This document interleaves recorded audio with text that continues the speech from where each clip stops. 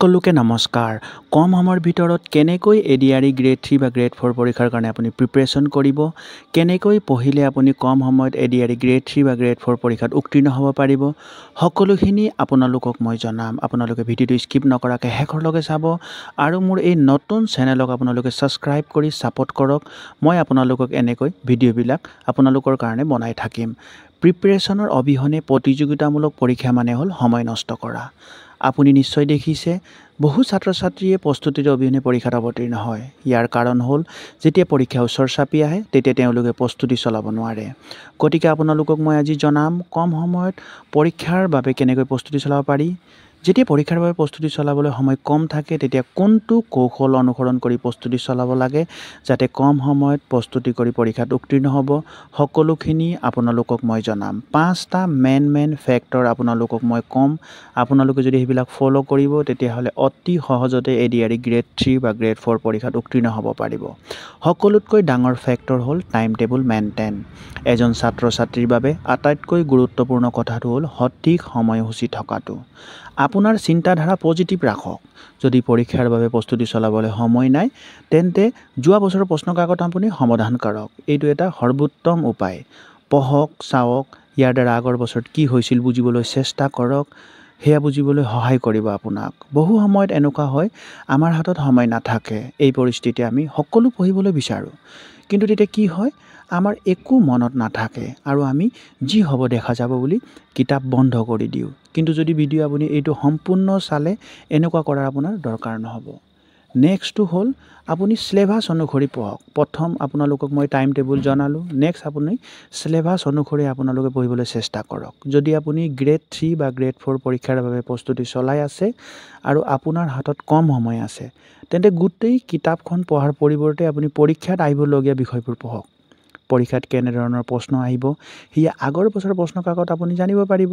সময় নষ্ট নকৰাকৈ আপুনি যিবোৰ বিষয় সোধা হ'ব সেইবোৰ পঢ়ক। কাৰণ প্ৰায়ে দেখা গৈছে যে সময় কম থকাৰ পিছতো কিছুমান ল'ৰা ছোৱালীয়ে যিমান পাৰি ক্ৰমত পঢ়াৰ উদ্দেশ্যে সকলো কিতাপ পঢ়িবলৈ চেষ্টা কৰে। কিন্তু আপুনি জানে পঢ়িলেই নহ'ব, ৰিভাইজ কৰিবও সময় থাকিব লাগিব।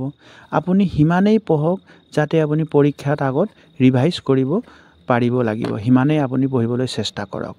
তৃতীয়টো কথা হ'ল আপুনি আপোনাৰ মনটোক ডিষ্ট্ৰেক্ট হ'বলৈ নিদিব।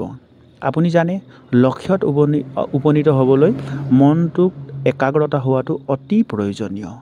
যদি আপোনাৰ মনটো অলপ হ'লেও মনত ষ্ট্ৰেছ আছে, আপুনি ডিষ্ট্ৰেক্ট হৈ আছে তেন্তে বিশ্বাস কৰক আপুনি কেতিয়াও নিজৰ লক্ষ্যত উপনীত হ'ব নোৱাৰিব। পৰীক্ষাটো একেই কাৰণ।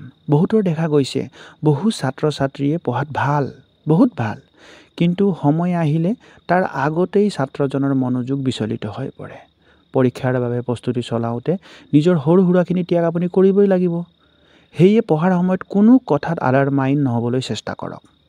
বন্ধুৱেই হওক, ছ'চিয়েল মিডিয়াই হওক, আন কোনো কাৰণতেই হওক, পঢ়াৰ সময়ত পঢ়া শুনা কৰিবলৈ চেষ্টা কৰক। তেতিয়াহে আপুনি কম সময়ত প্ৰস্তুতি চলাব পাৰিব।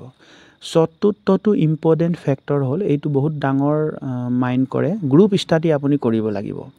বহু সময়ত এনেকুৱা হয় আমি অকলে পঢ়িবলৈ চেষ্টা কৰোঁ।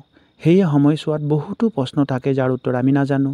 তাৰ ভিতৰত গ্ৰুপ ষ্টাডি এটা অতি উত্তম বিকল্প।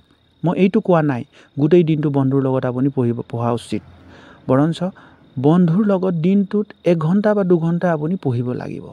বন্ধু বান্ধৱীৰ লগত পঢ়া শুনা কৰিলে কি হয় তেতিয়া যিবোৰ প্ৰশ্নৰ উত্তৰ আপুনি নাজানে সেইবোৰ উত্তৰ হয়তো আপোনাৰ কোনোবা বন্ধুৱে জানে আৰু যিটো প্ৰশ্নৰ বাবে আপোনাৰ বন্ধুৱে জানে বা সম্ভৱ যে আপুনি জানিব, ইয়াৰ পৰা কি হ'ব আপুনি অনুশীল ভাল হ'ব।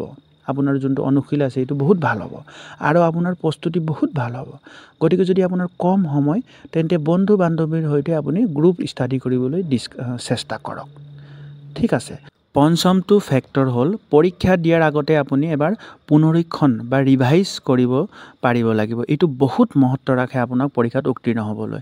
পৰীক্ষাত আপুনি যিমানেই প্ৰস্তুতি নকৰক, যিমানেই প্ৰিপাৰেশ্যন নকৰক, আপুনি কোচিং কৰা হ'লেও ঘৰত পঢ়া হ'লেও যেনেকৈ প্ৰস্তুতি নকৰক কিয় পৰীক্ষা দিয়াৰ আগত আপুনি সকলো কথা এবাৰ পুনৰ সংশোধন কৰাটো অতি প্ৰয়োজনীয় নহ'লে আপুনি পৰীক্ষাত উত্তীৰ্ণ কৰিব নোৱাৰিব আপুনি সেইকাৰণে পৰীক্ষাৰ আগত সিমানেই পঢ়িব যাতে আপুনি পৰীক্ষাৰ আগত ৰিভাইজ কৰিব পাৰিব লাগিব আপোনালোকক মই 5টা ফেক্টৰ এটাকৈ সকলোখিনি জনাই দিলোঁ সকলোতকৈ আগত আপোনালোকে টাইম টেবুল মেইনটেইন কৰিবলৈ চেষ্টা কৰক নেক্সট আপোনালোকে সিলেবাস অনুসৰি পঢ়ক আৰু আপোনাৰ নিজৰ মনটোক ডিষ্ট্ৰেক্ট হ'বলৈ নিদিব মনটোক একাগ্ৰতা হোৱাটো পৰীক্ষাত পাছ কৰিবৰ কাৰণে অতি প্ৰয়োজনীয় নেক্সট আপোনালোকে গ্ৰুপ ষ্টাডি কৰক আৰু পৰীক্ষা দিয়াৰ আগত এবাৰ ৰিভাইজ কৰিবলৈ চেষ্টা কৰক যদি আপুনি এইখিনি যদি আপুনি ফলো কৰিবলৈ চেষ্টা কৰিব যদি আপোনালোকে নিজৰ ব্যস্ততাৰ মাজত নিজৰ সাকসেস লাইফৰ কাৰণে অলপ সময় উলাই এইবোৰ ফলো কৰিবলৈ চেষ্টা কৰিব